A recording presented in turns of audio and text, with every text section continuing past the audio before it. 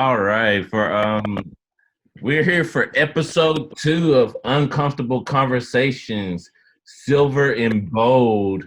I am your host for today, So Sique. Our co-producer Nick Birdwell isn't on this conversation, but he helped us organize this, so we're gonna go ahead and get going. We have uh, two great guests today. We have Portia Cantrell.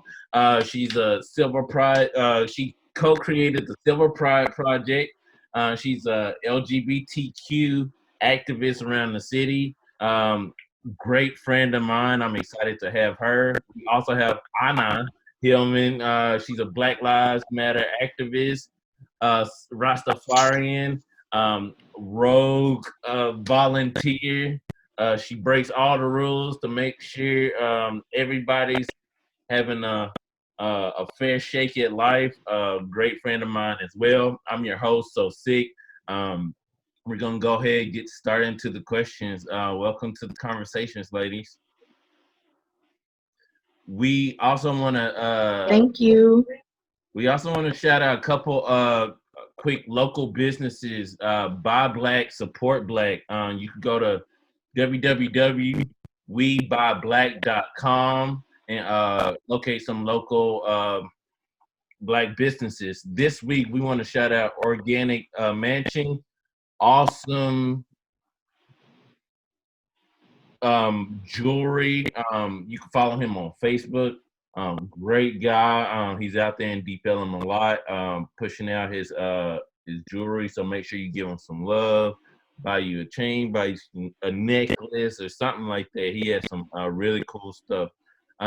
Shout out to Alexis from Taste My Cake. Amazing caterer, lots of desserts. She has seafood options if you're down for crab legs, shrimp cocktails, all kinds of. I think she has a strawberry cheesecake donut platter or something like that. It's crazy. Check out her webpage. And one of my favorite restaurants in the city, Sankofa Kitchen, out there in Oak Cliff. If you are looking for great vegan options, they're primarily vegan there. They have shakes. They have awesome Black books there you can buy as well, Black owned. Big Mama, go out there and check her out. They'll take care of you. With no further ado, we're gonna go ahead and get to our first questions. Again, this is episode 2. We have a veteran activist and an ally discussing race in America, the LGBTQ community, and coming together from different backgrounds for a common cause. And also, we're going to talk about how do we keep up this fight. We're in the 3rd week of protest. How do you manage the stress to keep going, because we still got a ways to go. Now it's time for an uncomfortable conversation. So we want to start off, a question for both of you. What do Black Lives Matter, what does Black Lives Matter mean to you? I'll start with you, Portia. The slogan Black Lives Matter is not meant to diminish other lives. And that's the problem. So many people hear that and they think that we're saying that our lives matter more than others. No, we are just trying to highlight the fact that for so long, society has made us feel as though our lives did not matter. And so what this means to me is finally people are seeing us, they're hearing us, and they're feeling us in a way that they never have before. And one thing that's happened to me personally lately is a lot of people that I consider friends, people that I love, I've posted or I've said Black Lives Matter, and they come back with, well, all lives matter, white lives matter. And it's it's like they're trying to shut me down, you know, and I just feel like they're saying, yeah, we don't want to hear it, we're tired of it. But I can't stop. I can't stop saying it. I can't stop posting about it. I can't stop tweeting it because I need them to hear me. I need them to see me. I need them to see you.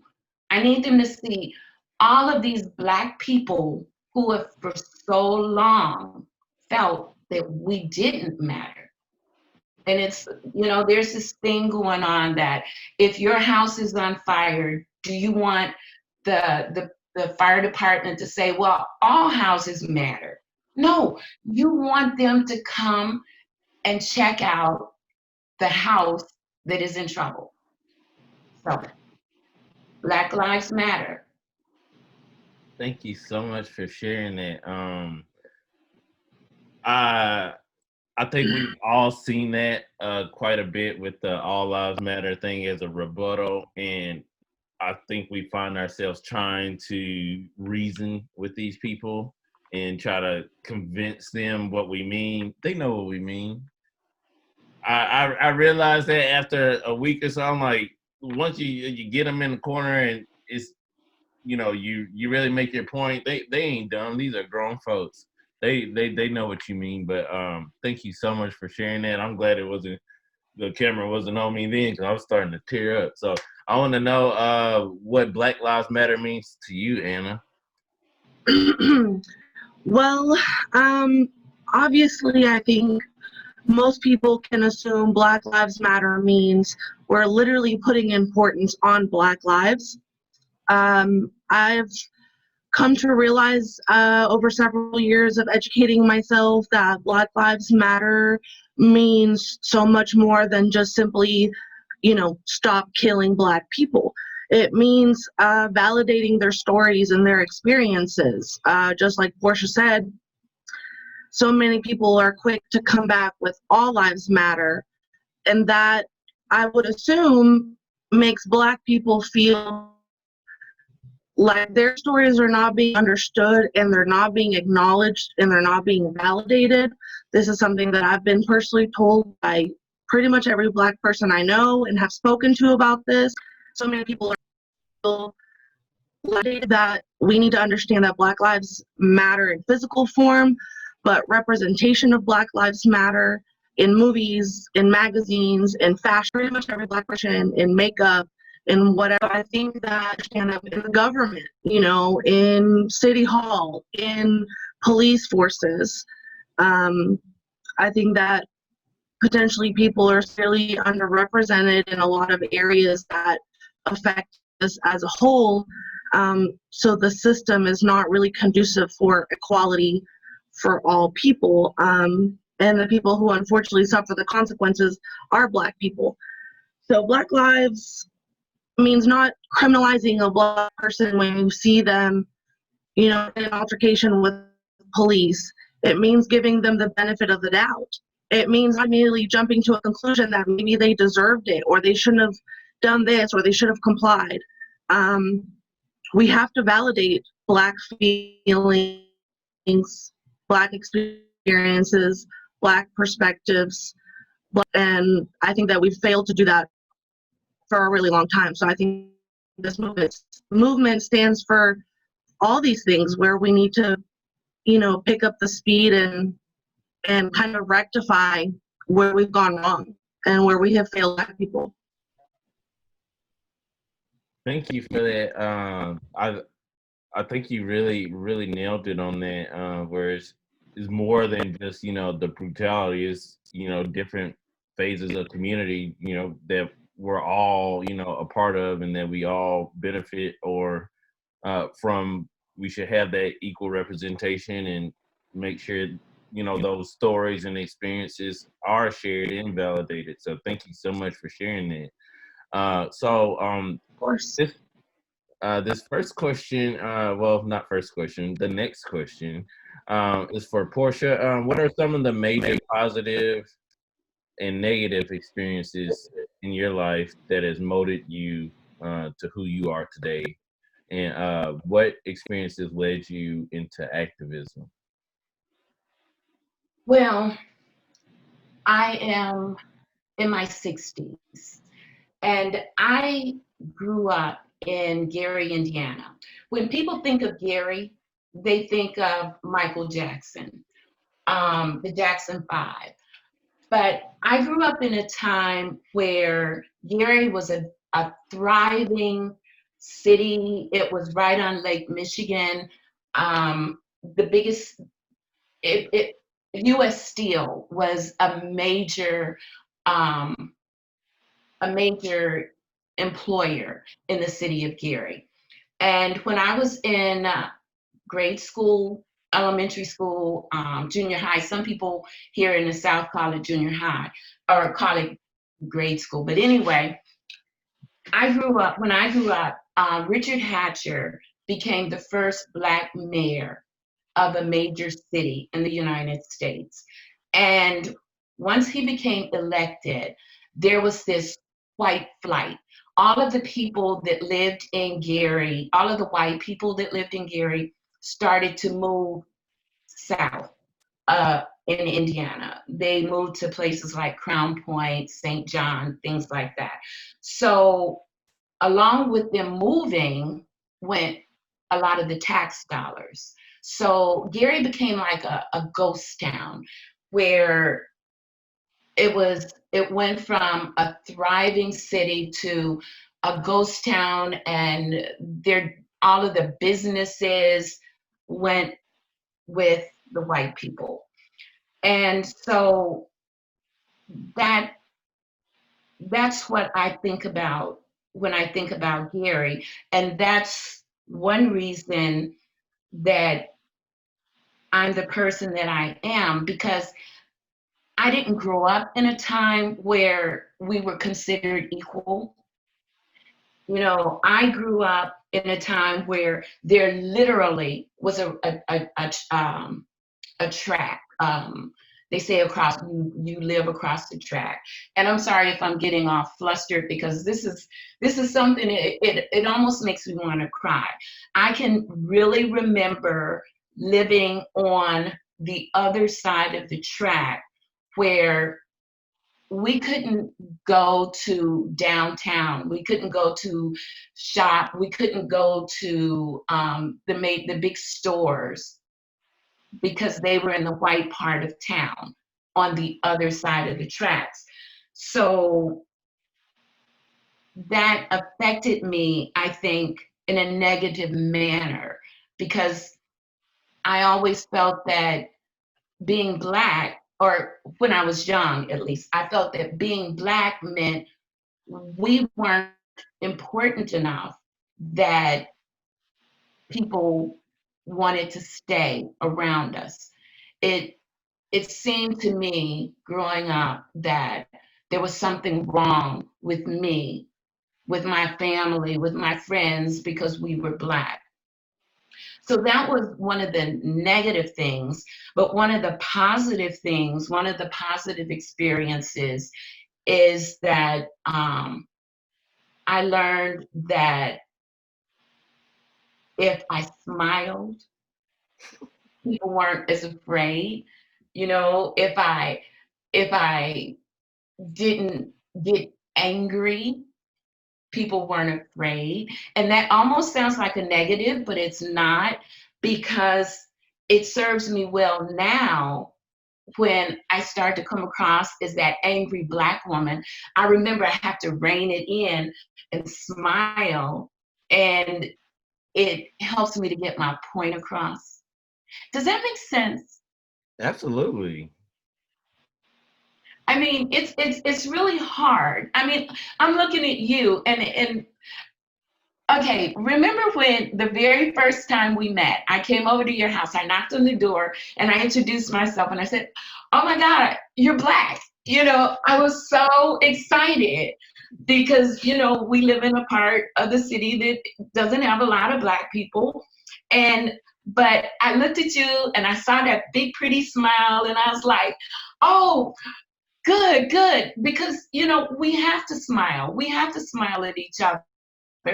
and we have to smile at other people, because otherwise all they see is our skin. And Black to a lot of people means there's something wrong with you. And we have to disarm them with our smile. And I learned my smile from as a little kid, a little kid that couldn't get on the bus,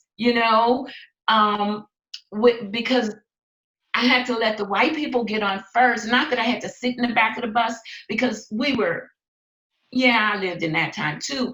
But it's just that if you wanted people to not treat you badly, you had to put them at ease. And it's always on the Black person to put people at ease. So I learned early that if I smile, they won't treat me so badly. That is so powerful, and I think absolutely right.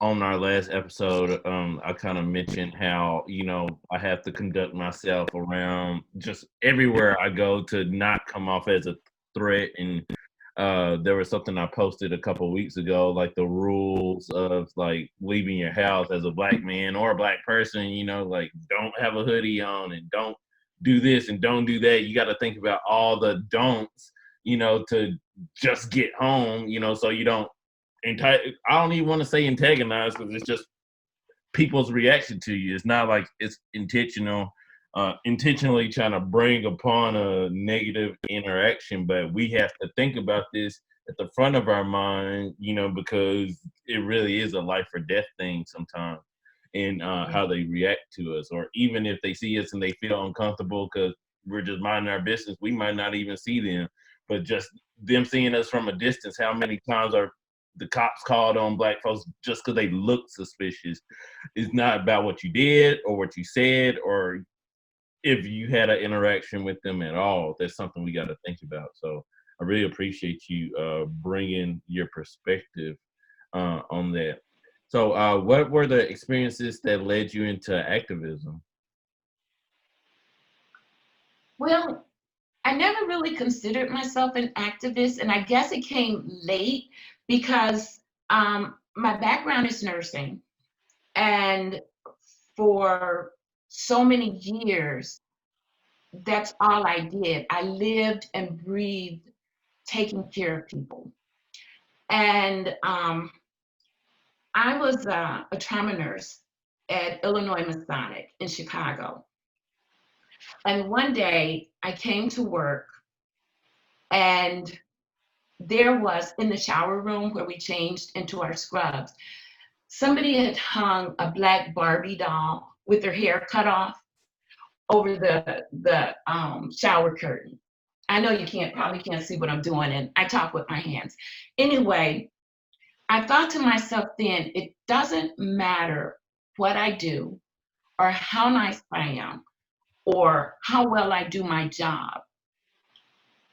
I'm going to be seen as this Black dyke.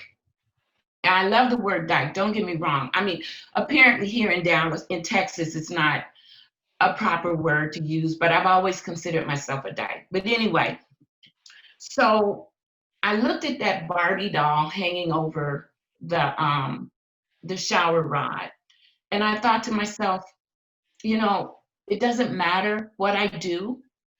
People are always going to see me. And so if they're going to look at me this way, then I might as well make as much noise as I can.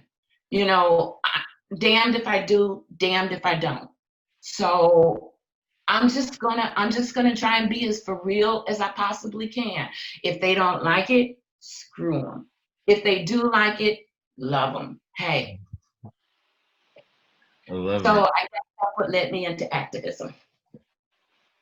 Yeah, and it's interesting that you don't consider yourself an activist, because you are literally the most active person I know, and I know quite a few people. You're on a little bit of everything, and it seems like everybody in the city that has something to do with something knows who you are. So I appreciate you and your constant effort to just improve our community and our society and all your contributions. You know, I look up to you, and you really have got me active into that world and introducing me to different folks. So I just wanted to take a second out to appreciate you for that and sharing your story on that.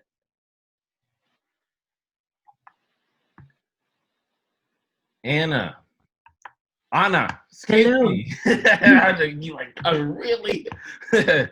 All right. I want to know about how has your cultural heritage and your background informed you?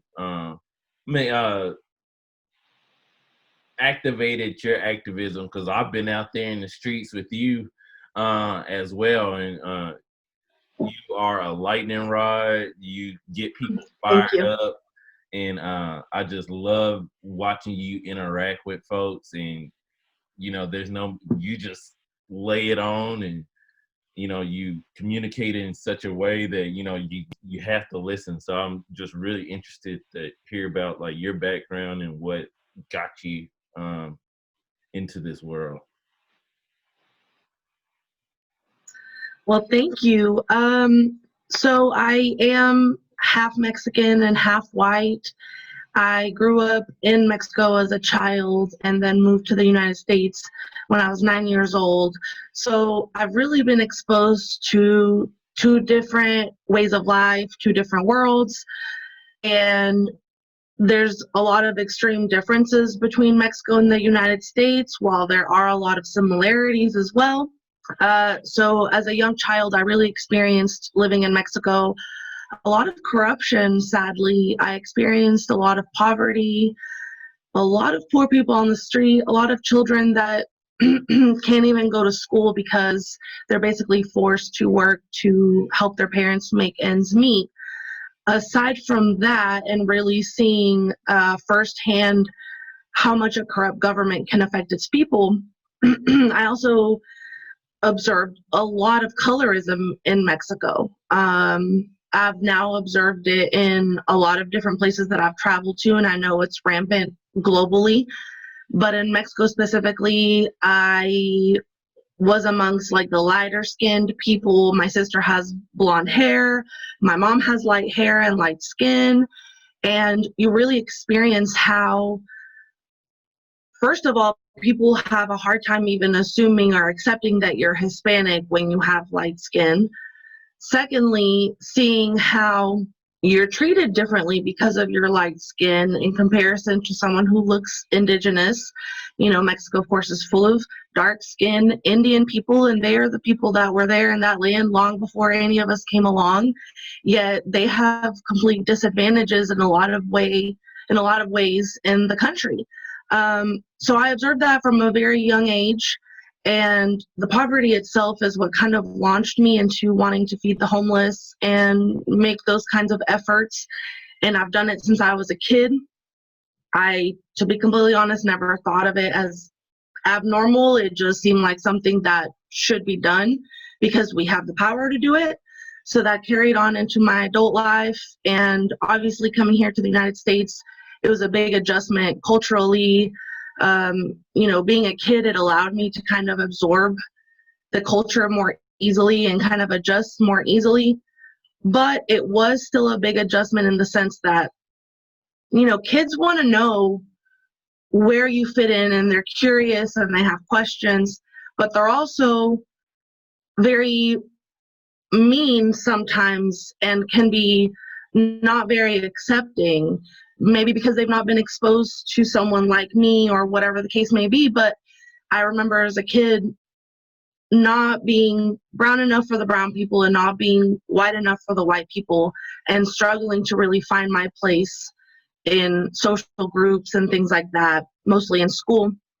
And because I'm half Mexican, I've had my white friends jokingly call me names, derogatory names, you know, in jest, which I do believe as a teenager, it's not meant maliciously.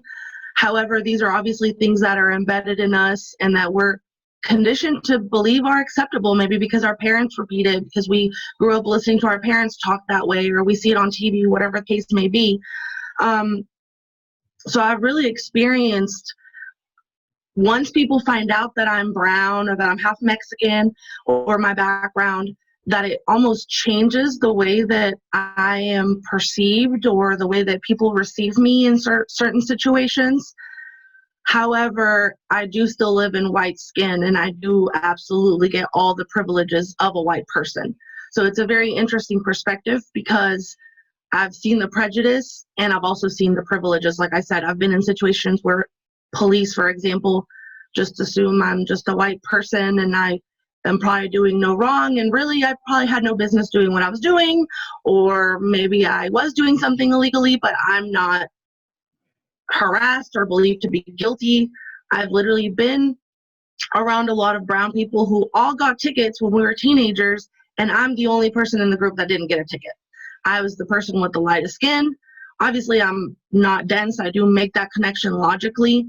So it's something I've been aware of probably my entire life, and I do consider myself really lucky that I've been exposed to those things, because it kind of gave me a head start in my activism, in educating other people, in checking my privilege, and knowing generally what my place is and what my role should be, not just as a white person, but as someone who wants to be an ally.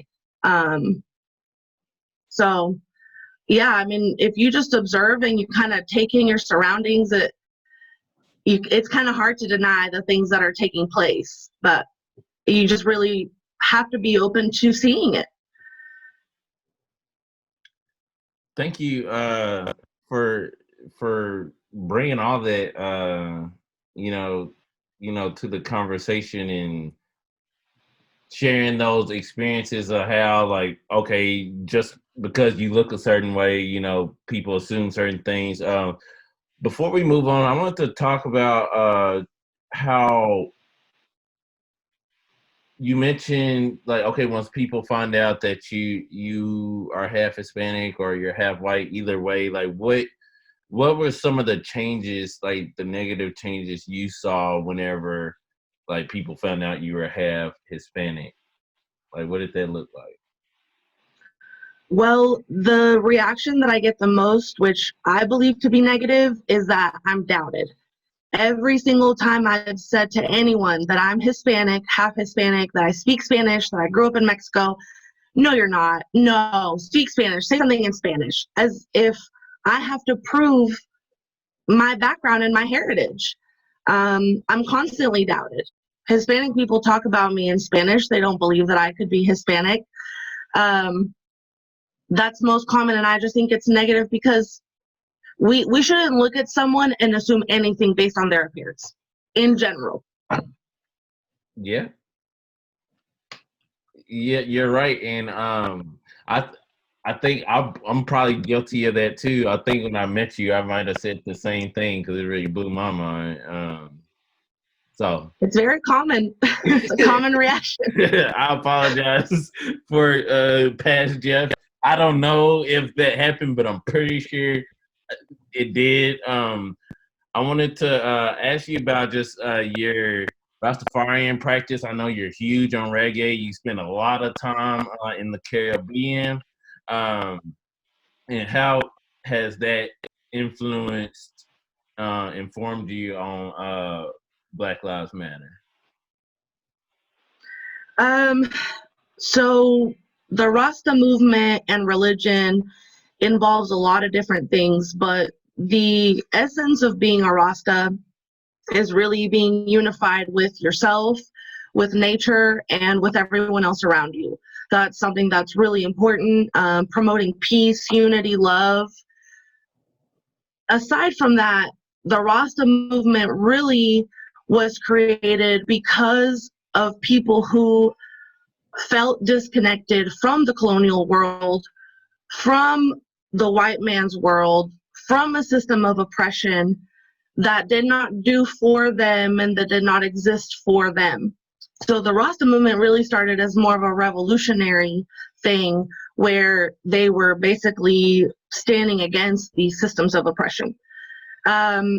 Obviously, people who are of African descent probably struggle greatly not knowing their roots. And so reggae music is something that kind of promoted getting to know your roots, getting back in touch with them, kind of dismissing the capitalist world that the white man created, and more so getting back in touch with who Africans were before they were enslaved and before the white man came and essentially ruined their existence in some sense of the word, because they were so well established already in their practices, in the food that they ate, in their tribes, in their royalty. Like, these things, they did not need any help. They were good to go in that time, and now you're having to guide these people to connect themselves back to where they come from, because they're owed that. They're owed their history. They're owed their roots. They're owed to feel connected to where they come from. So that's really where the Rasta movement and reggae kind of opened up my eyes. And I've been listening to reggae music since the day I was born. So I've always had it in my mind that the government is a very corrupt system. In general, you can look at a lot of different areas and aspects of it and see the corruption. So that kind of is like a basic understanding that if it's a system of oppression, there is an entire race that's likely being oppressed. The Rasta and the reggae movement really was necessary because of the level of oppression of Black people. At this point, obviously in Jamaica, because that's where it originated. So since I was a young kid, I knew that there was a system of oppression, and by default knew that it was Black people who are oppressed. So that's always something that's kind of been present in my mind, luckily, because of music that I was raised with and music that I listened to that basically tells stories of oppression and, promotes hope to people that may feel so disconnected from where they came from, Africa. Thanks. And and I think that ties directly into, Black Lives Matter and the Rastafarian, culture and religion. It's just getting it all back there, reestablishing, our identity, learning our history, sharing our stories, and having that just connection with each other and with ourselves. So for sharing that perspective in there, because I only knew kind of high level, about reggae, and you really helped break that down and for our listeners as well. So Portia, I want to get back to you and talk about some of the struggles that you faced when establishing yourself as an activist, and whenever you kind of got started, with the different programs that you've put together. And have you always felt supported in your fight, or have there been times that you question yourself and while you were setting these things up?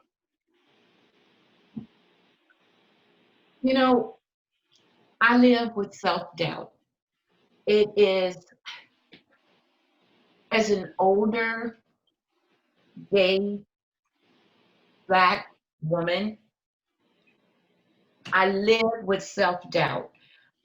Just imagine being a member of a board of directors of an organization. And,